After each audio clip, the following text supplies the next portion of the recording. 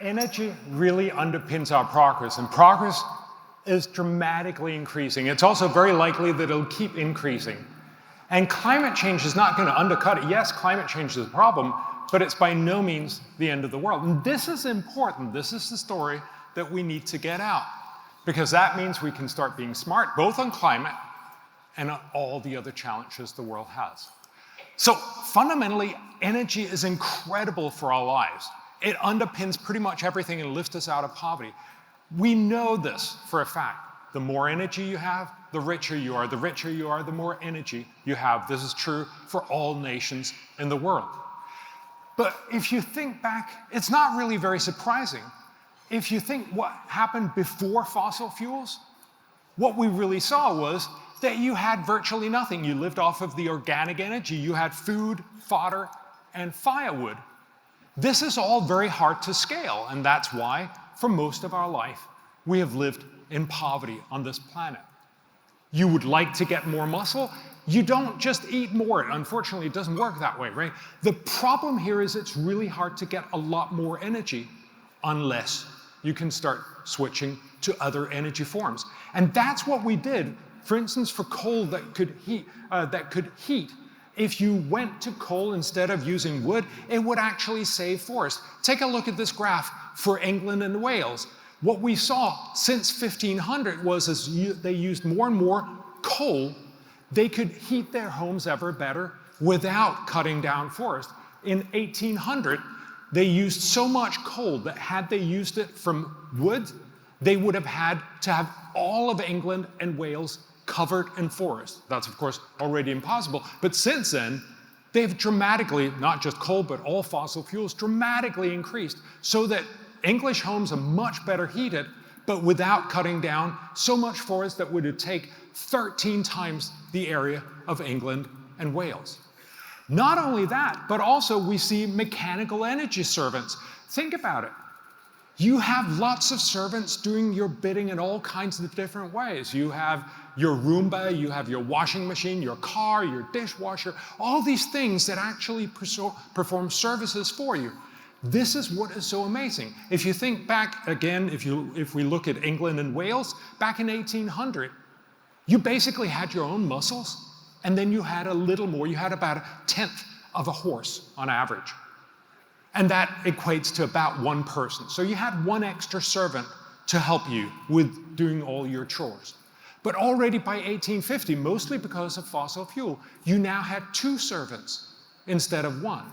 And since then, of course, it's dramatically increased so that today, an average person in England and Wales have about 40 servants, 40 mechanical energy servants. Think about it. Why was it cool to be Louis XIV? I mean, assuming that it was fun to be Louis XIV, you get to be king, right? But you also have lots and lots of servants doing your bidding. That's wonderful.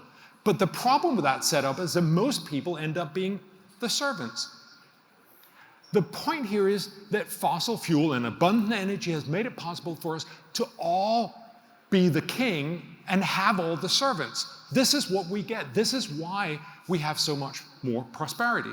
And that's really why we need to emphasize that energy is crucial for our prosperity, but also in general, that prosperity has just become much, much better. I just want to share with you 3 graphs that I think we should share with everyone to get the message out. This is the better story because it's the true story. It's the right way to think about the world.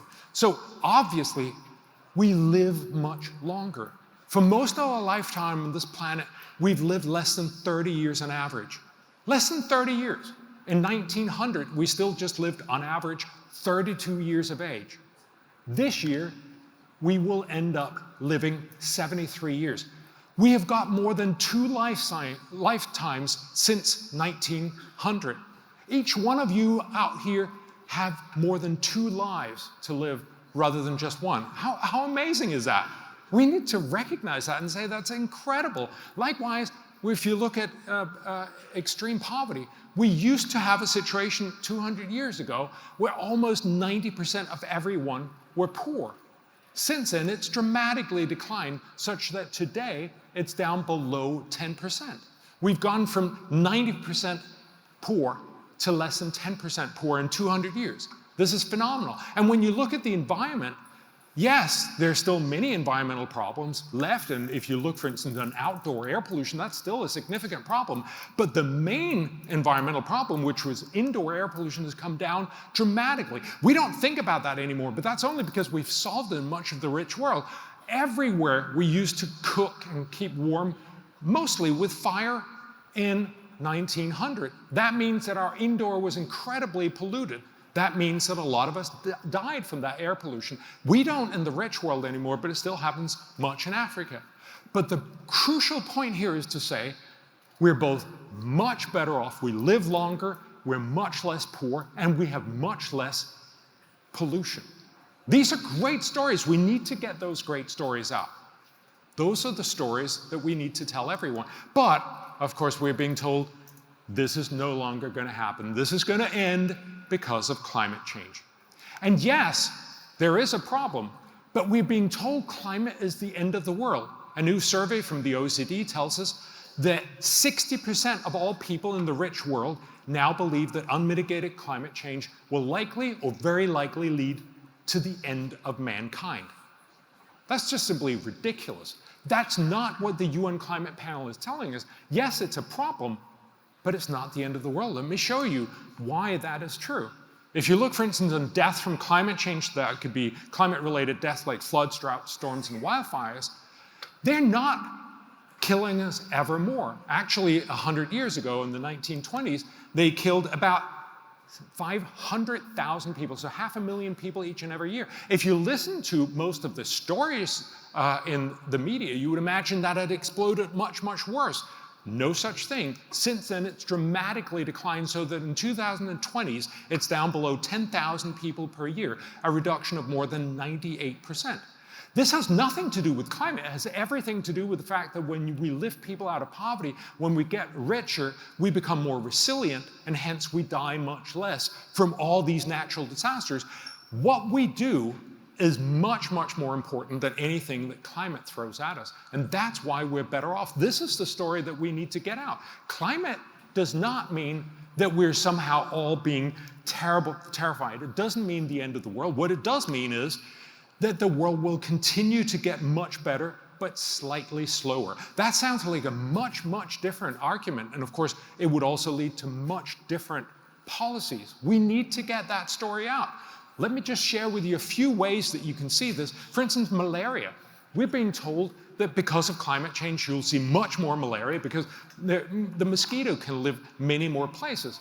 But remember, malaria is mostly an outcome of poverty. Malaria used to be endemic in most parts of the world, and it's since declined dramatically. And the World Health Organization estimates out to 2060, it will decline another 64%. But they also make the calculation, what will happen with climate change? It will decline almost as much. It will only decline 58%. Yes, you almost can't tell the difference up there, but that's the point, right? We're seeing a dramatic decline. Things are getting better, but with climate change, they get better slightly slower. It's the same thing with hunger. We're being told that with climate change, we can no longer feed everyone. But actually, what we see when we look at how many people die from hunger, we've seen a dramatic decline, and it's likely to continue out to 2050, according to the World Health Organization. But with climate, it will still decline dramatically, but slightly slower. Again, this is the story we need to get out, to get people to realize it is not a world that is suddenly under threat. That means we will all die, will go extinct. This is a world that will get ever better, but possibly slightly slower. And that, of course, means we also can look at what will happen in the future. Well, so the UN actually estimate in 2100, the average person on this planet will be 450% as rich as he or she is today. This is a fantastic achievement. And climate change is not going to undercut that. The only climate economist to win the Nobel Prize in Climate Economics, William Nordhaus, estimate that if we do nothing about climate, which is not what I'm arguing, if we do nothing about climate, it will mean that instead, by 2100, to be 450% as rich, it will feel like we will only be 434% as rich. Yes, that's slightly less bad, slightly less good, but it's still a fantastic achievement, just slightly slower progress on our achievement here on the planet Earth. Things are getting better. They used to get better, and they are getting better, and climate change is not underpinning that. And what we then need to start thinking about is, yes, climate has costs, but so do climate policies. We rarely talk about the fact that as we are making more and more climate policies, that also impacts us negatively. That actually pulls away resources from us. Just to take a look at energy prices here in the UK, energy prices have been coming down for the last 2 centuries, but now they're starting to go up because of climate policy. So if you look at the gas price, it went down for almost 2 centuries, and then the last 2 decades it's been going up, not just because of climate policies. You can certainly also see Ukraine in there, but also because of climate policy. The same thing we see with electricity prices, dramatic drop in prices, and now the last 2 decades, an increase. Climate policies have real cost, and we need to be honest about that. And since we have to pay that as well, we actually have to start talking about what are the costs, what are the benefits. Almost all politicians love to tell you we should go net zero by 2050. But no politicians have ever asked, how much will this cost? I think I know why. But we should ask that. And it actually turns out there's been no good economic estimates of what the total cost is until now. So a couple of months ago, the journal Climate Change Economics actually made a special issue where they asked a lot of economists to try and find out how much will this cost. They both made 1 estimate of what's the benefit and 3 estimates of what's the cost. I'm just going to show you the average over the century. How much good will this do? If we go net zero, it will have real benefits. We actually estimate the annual benefit will be in the order of $4.2 trillion each and every year. That's avoided damages. This is definitely worth thinking about and making sure that we have.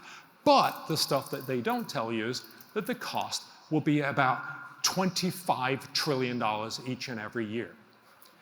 This means it's an incredibly bad deal. Every dollar spent will deliver 16 cents back on the dollar. That's a terrible idea. Also, it's entirely unaffordable. Right now, or last year, all governments in the world raised about taxes of $15 trillion. We're talking about spending almost twice as much as that. There's no way we can do all of that. It gives us a sense both of what we know and what we should be doing. I would argue there's a better way forward, and this is part of that better story we need to come out with. We should fix climate change, yes, but we should fix it smartly through innovation, like we've solved most other problems. Make sure we invest a lot more in green energy R&D so we innovate prices of future green energy down below fossil fuels, so everyone eventually switches, not just rich, well-meaning Westerners, but also the Chinese, the Indians, and the Africans. This is an order of magnitude cheaper and much, much more effective. But people say we need net zero for the world's poor. No, we don't. The world's poor is actually very clearly both leaders, people, and opinion makers very clearly tell us that climate change comes pretty far down their list of priorities because they quite frankly have other issues like hunger, education, disease, jobs, and the economy. And so we need to start talking about, as we realize things are getting better, what are the things we should be prioritizing? I have actually been working with hundreds of world's top economists, several Nobel laureates, in trying to find out where can you spend a dollar and do the very most good. This is the book I wrote about it, and I'm going to just share with you a few of those really, really great things that we can do. So one thing is maternal and newborn health. We can actually help a lot of the world's people here. About 2.6 million moms and kids die around childbirth each and every year. This is not rocket science how we fix it. It's simply about getting more moms into institutional birth and make sure that there's obstetric care for them when they get there. This will cost about $5 billion, but it will save 1.4 million moms and kids each and every year. Every dollar spent will deliver $87 of good. That's a fantastic achievement. Likewise, if we focus on tuberculosis, remember, tuberculosis was enormously deadly for most of the rich world in the 1800s. About every 4th person that died in the 1800s died from tuberculosis, but we fixed it with antibiotics. We don't think about it anymore, but 1.4 million people still die from tuberculosis. We could do something about that for about $6.5 billion a year. We could screen people better and make sure they get better treatment so that we could save about 1 million people each and every year. That would deliver, for every dollar spent, $46 worth of good. Education, huge issue. And we know how to fix it. One way of fixing it is to make sure that schools get better. One way to do that is to get tablets, to get kids in front of tablets with educational software just for 1 hour a day. So we'll actually share the tablets with many other kids. That'll drive down the price. But that 1 hour, the tablet would teach the kid at his or her own level exactly what they need. We know from lots of studies that that will actually make them much more productive. It means that for about $31 per kid per year, that will enable them to do as much good as they normally would have done in 3 years of schooling. It makes them, when they come out, makes them much more productive. It makes them richer, their families richer, their countries richer. We estimate this would cost about $10 billion a year, but it generate more than $600 billion of social good, sorry, of economic benefit for these countries. There are lots of different things: agricultural R&D, land tenure, skilled migration, e-procurement, trade, malaria, chronic disease, nutrition, childhood immunization. All of these things are enormously cheap and incredibly effective. We estimate for the total cost of about $35 billion a year, we could achieve something that is almost unheard of. We could save about 4.2 million lives each and every year and make everyone in the poorer world about $1.1 trillion better off. The point here is simply to say, once we stop being scared witless, we can actually be incredibly smart. And I would argue this is the message that we want to take with us. We want to tell everyone in the world that, look, abundant energy makes us much better off. We live longer, richer, cleaner, smarter, and happier lives for a lot of different reasons. And it's likely that that's going to continue into the future. It is not such that climate change will disrupt all of this. Yes, it is a problem, but it's a problem that we need to tackle smartly. We need to tell it it's a problem that slightly slows progress. Then we can stop wasting trillions of dollars and instead do the smart stuff, which is basically invest in green energy R&D. And then, of course, we can actually take time off to do some of the really good stuff for the world, the kind of tuberculosis, education, trade, malaria, etc. Those are the things we should do, and that's why I call this talk, if we're less scared, if we have less panic, we can be more smart. How about we do that? Thank you very much.